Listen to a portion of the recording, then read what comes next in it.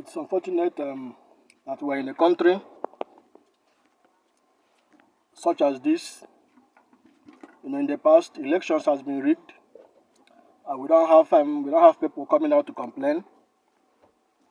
But this election seems different. I think this is the first time many Nigerians had hope in the electoral process, and they believe that something can be done differently.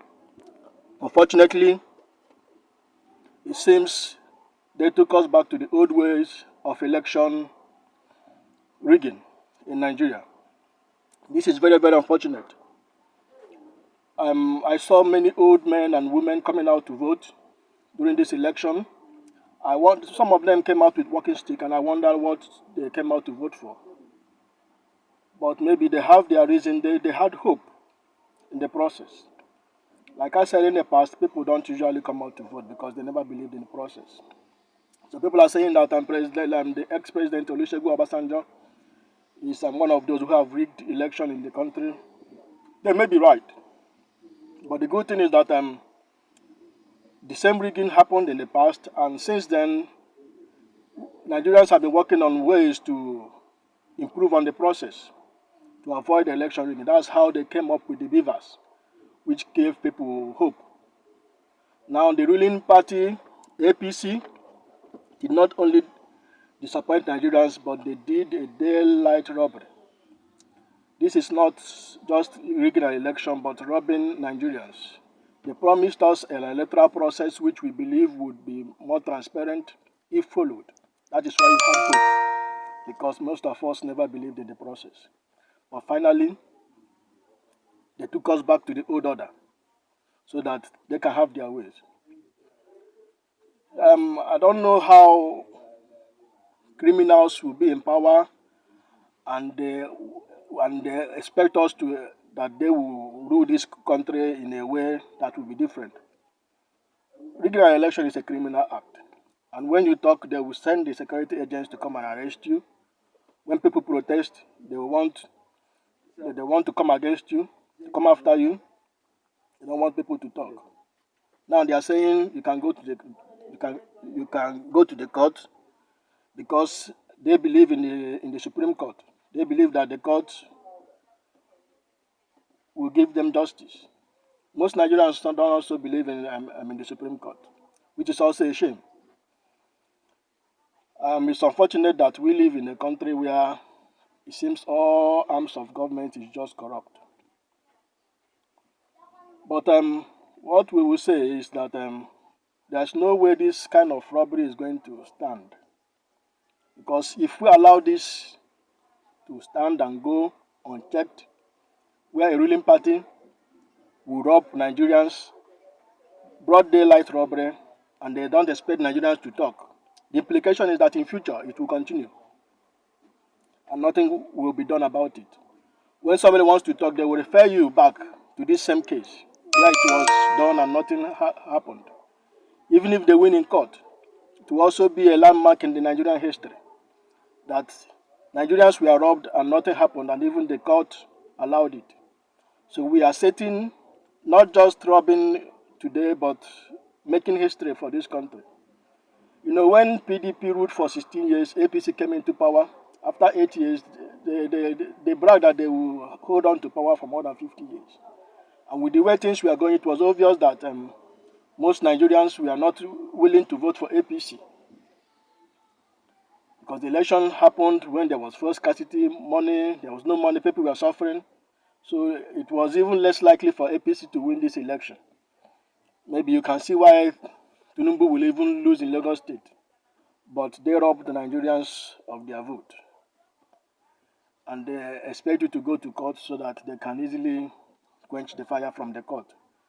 Well, we don't know what is coming.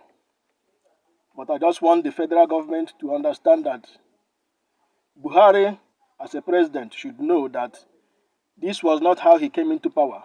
He went to court severally. He was crying. He promised Nigerians free and fair election. He suffered. He went to court. He suffered. He cried. He called for justice. Even he said that the last election that there will be bloodshed if the right thing was not done. He threatened. People now begged Goodluck Jonathan to allow to allow the result to stand. So he won and he was declared the winner under APC. So now he came back. He wants to sanitize the system as he promised. Unfortunately, this is what we are seeing: daylight robbery. Um, it would have been better if INEC followed the processes, the guideline of the election, and no matter who won the election, Nigerians will accept it. Now they are saying that the beavers didn't have some problem, network issue, this and that. They forgot that the same beavers was used for accreditation. There was no network; it couldn't accredit voters. It couldn't go out to from server to confirm if you are registered or not.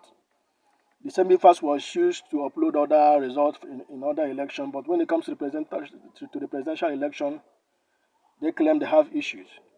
So how is that possible? Which means they knew what they were doing right from the beginning of the election. That's why I say if we allow this thing to stand, it's going to be a problem in this country. If Nigeria cannot practice democracy, then the military should come and take over. Because if you are not old enough to practice democracy, where you will talk, you cannot protest. If you protest, if you say the truth, they come after you. So which kind of a country is this? We cannot allow this thing to continue. People can no longer continue joking with Nigerians and think that we don't have the right to speak out. Well, it's unfortunate that we are just in assuming it is in a developed country, they won't even try it because they know the power of the people. But like I have said, we don't know what is coming up in the next few days. We are just watching, hoping that the court of law will do the needful. But as more and more evidence is coming up, after the whole rigging, more and more evidence is coming up that it was a broad day robbery. So we are still waiting for the outcome. Maybe they think that with time we will forget about it. This election has the hope of many Nigerians. That's why old people, young people, all of them came out to vote. That's why some people were harassed, yet they stood their ground just to vote. Their hope is on this election. And if anybody think they can rig it and go cut free, like I've said, if that happens, both other political parties, those in APC now that tomorrow they may join PDP just as usual as they keep jumping over from one party to another.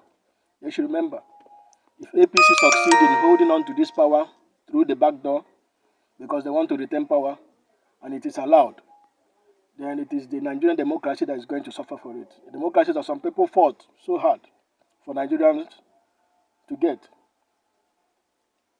How can you how can you give people a guideline for an election, then you fail to follow it and you expect to have something different? The same method INEC used now is what they have been doing in the past, and nothing good comes out of it. So, if if they want to rig election and expect citizens to keep quiet, not to talk or complain, I think it will be quite unfortunate because they have control of the military, they have control of the security agent. But let me also tell them that one day, even those in the military will also understand and will stop obeying foolish orders. It is not about you being a military man today. Tomorrow, when you are no more, this is the time for you to secure the future of your children as a military man. You may not have the opportunity to rise up to the rank of a general or a commander, but no matter your position in the military, this is the right for you to do the right thing. You know the right orders to obey. When I was in school, an ex-Nigerian military man told me a story. He fought in Sudan and other countries for Nigerian peacekeeping. He said when they are given money, when they are paid, their superior will take the money and give them peanuts.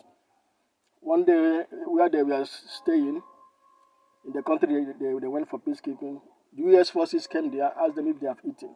They said yes, they have eaten. The Americans looked around the area, the place they stayed. After looking around, they opened The American opened their own bags, the American bags, and gave them the food they brought for them. They told them, "We know that you have not eaten anything." The military man said that they knew because when they looked around, they didn't see any leftover or anything that to show that they ate anything. So they gave them food to eat.